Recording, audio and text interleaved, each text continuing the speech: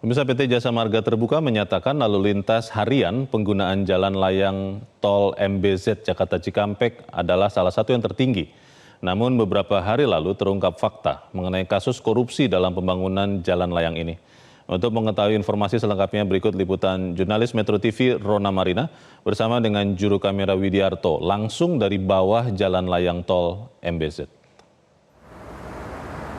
Pada 2023 lalu, PT Jasa Marga ini mengatakan bahwa jalan layang MBZ Tol Jakarta Cikampek ini memiliki mobilitas harian tertinggi yang dilalui oleh masyarakat setiap harinya. Maka dari itu masyarakat selalu ingin berharap agar setiap harinya keselamatan mereka dapat terjamin ketika melewati jalan layang MBZ Tol Jakarta Cikampek ini. Namun beberapa waktu yang lalu, pada 21 Mei 2024 ini ditemukan fakta terkait dengan sidang lanjutan kasus korupsi terkait proses pembangunan jalan layang MBZ Tol Jakarta Cikampek yang mana ini merugikan negara dalam jumlah yang fantastis. Dan kerugian-kerugian tersebut ini diantaranya adalah terkait dengan beton yang digunakan ini tidak sesuai dengan Standar Nasional Indonesia atau SNI. Di mana hal ini juga sudah menjadi dugaan oleh pihak Kejaksaan Agung bahwa beton tersebut memang dikurangi kualitasnya sehingga tidak sesuai dengan dana yang dikucurkan untuk membangun proses dari jalan layang tol MBZ ini. Dari keterangan saksi, Direktur PT Triadi Membran Utama Andi kemarin sempat menceritakan hasil temuan timnya yang diminta oleh BPK untuk melakukan pemeriksaan fisik terhadap proyek dari pembangunan jalan layang MBZ ini dalam rangka audit pada tahun 2016-2017. Andi mengatakan bahwa saat itu timnya ini bekerja selama 6 bulan yang dimulai dari akhir tahun 2020 dan ditemukan fakta bahwa memang adanya persyaratan yang tak dipenuhi dalam pembuatan tol layang MBZ ini. Dan kemudian dari 75 sampel yang sudah diuji, ini memang ditemukan bahwa mutu beton yang digunakan ini tidak sesuai dengan Standar Nasional Indonesia atau SNI. Dan hal ini juga diperkuat dengan kesaksian dari sejumlah ahli, yakni ahli transportasi darat Pandu Yunianto yang mengatakan bahwa tol layang MBZ ini tidak dapat dilalui oleh truk maupun bus.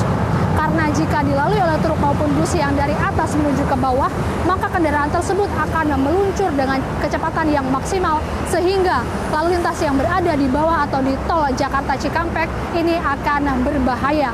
Kemudian hal lainnya terkait dengan kualitas beton ini juga diperkuat dengan kesaksian ahli beton dan konstruksi yakni FX Supartono yang menyatakan bahwa memang spesifikasi material yang digunakan untuk membangun jalan layang MBZ ini tidak sesuai atau lebih kurang, di mana seharusnya tol layang MBZ ini menggunakan beton, namun diduga ternyata menggunakan baja.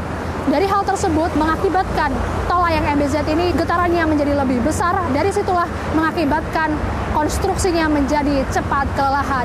Di samping itu, PT Jasa Marga ini juga mengatakan bahwa pihaknya mengakui bahwa tol layang MBZ ini sudah layak terhadap uji dari fungsional maupun operasional baik dari Kementerian PUPR, Kementerian Perhubungan, Korlantas Polri maupun pihak-pihak terkait.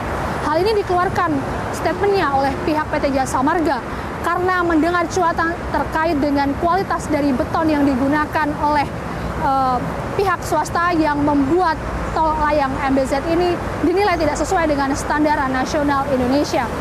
Oleh sebab itu, PT Jasa Marga menegaskan bahwa pihaknya ini sudah sesuai dengan standar manajemen dan juga standar keselamatan lalu lintas yang ada.